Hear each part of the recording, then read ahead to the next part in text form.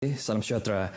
Sarawak merekodkan 7 lagi kes baru positif COVID-19 menjadikan jumlah bilangan kes di Sarawak sebanyak 348 kes sejak kes pertama dilaporkan pada 13 Mac 2020.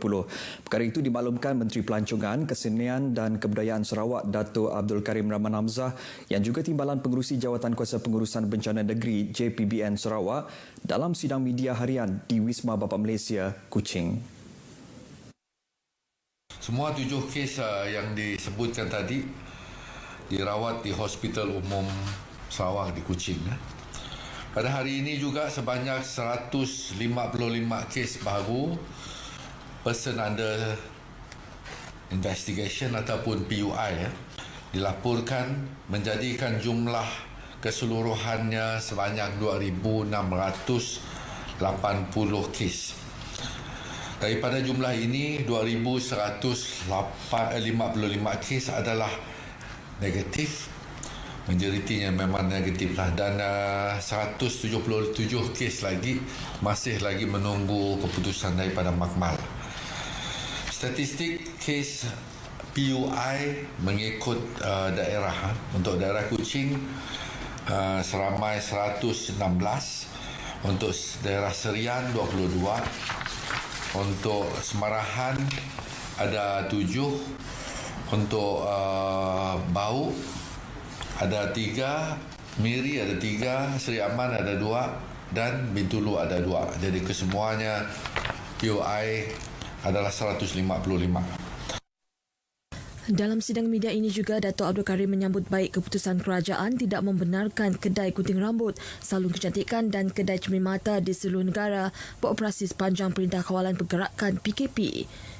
Menurutnya, JPBN Sarawak juga dalam perbincangan untuk mengenal pasti sektor-sektor yang dibenarkan beroperasi dalam tempoh PKP berdasarkan kesesuaian dengan Sarawak. Jabatan Bomba dan Penyelamat JBPM Sarawak telah melakukan sebanyak 147 operasi sanitasi dan nyah cemar di seluruh Sarawak sejak 30 Mac lalu. Pengarahnya Khairuddin Rahman memberitahu tumpuan dilakukan di epicenter dan perimeter epicenter COVID-19 termasuk kawasan tumpuan awam seperti pasar dan rumah-rumah ibadat. Proses ini masih dilaksanakan dan kebanyakan kita buat ini berulang lah. Dan kita mengharapkan dengan tindakan ini dapat mengurangkan impak pertama kali dari segi penyebaran dan juga memutuskan rantai COVID-19. Khairuddin ditemui media selepas penyerahan sumbangan peralatan pam dan cecair nyah cemar oleh Petroleum Nasional Berhad Petronas Sarawak di Ibu Pejabat Bomba dan Penyelamat Negeri di Tabuan Jaya Kuching. Sumbangan disampaikan Pengurus Besar Petronas Sarawak, Zulaihi Muhammad Mantali, kepada Setiausaha Persekutuan Sarawak, Haji Muhammad Shahabuddin Omar. Sebelum 30 Mac, JPPM Sarawak turut terlibat dengan proses nyakuman namun hanya tertumpu kepada rumah-rumah positif COVID-19 dan epicenter. Khairuddin turut mengalu-alukan komitmen masyarakat terutamanya ahli-ahli perniagaan di Sarawak dalam membantu pasukan bomba dalam memerangi COVID-19.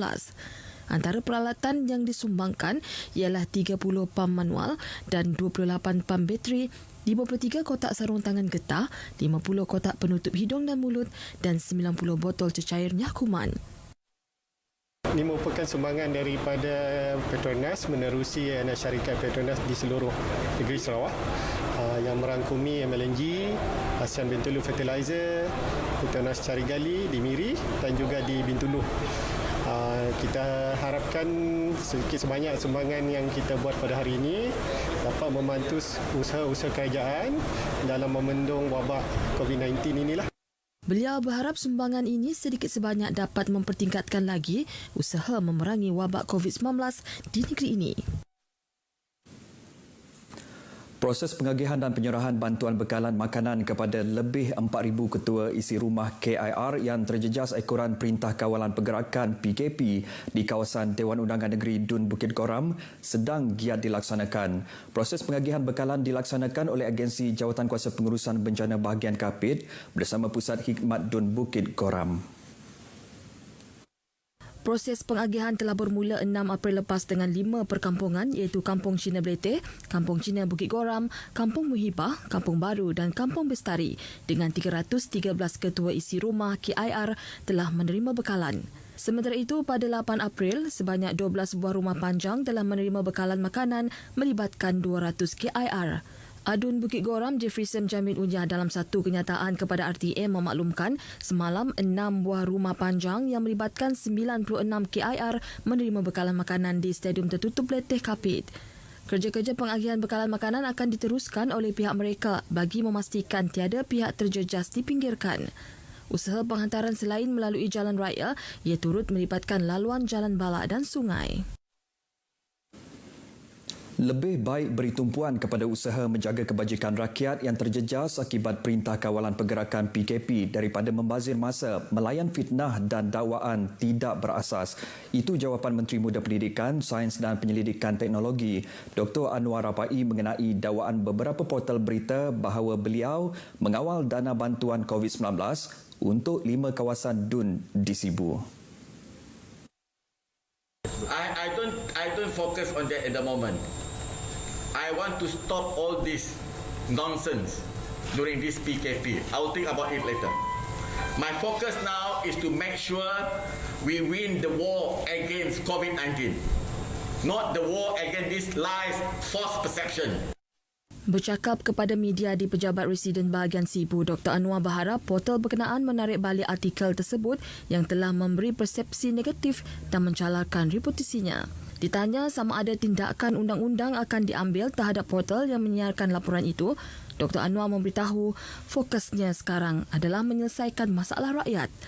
Tegasnya, beliau tidak mempunyai kuasa atau peranan untuk mengawal dana berjumlah RM1 juta itu. Ini kerana dana berkenaan disalurkan terus ke akaun Jawatankuasa Pengurusan Bekalan Bahagian Sibu yang dipengerusikan Residen Bahagian Sibu. Dalam sidang media ini, Dr. Anwar turut menunjukkan salinan transaksi yang merekodkan dana berjumlah RM1.6 juta yang disalurkan kerajaan negeri ke akaun Jawatankuasa Pengurusan Bencana Bahagian Sibu yang dipengerusikan Residen Bahagian Sibu. Baik, sekian berita wilayah dari Sarawak. Stay at home, duduk di rumah, jangan keluar. Kita kembali bersama Nurul di Angkasa Puri. Silakan Nurul.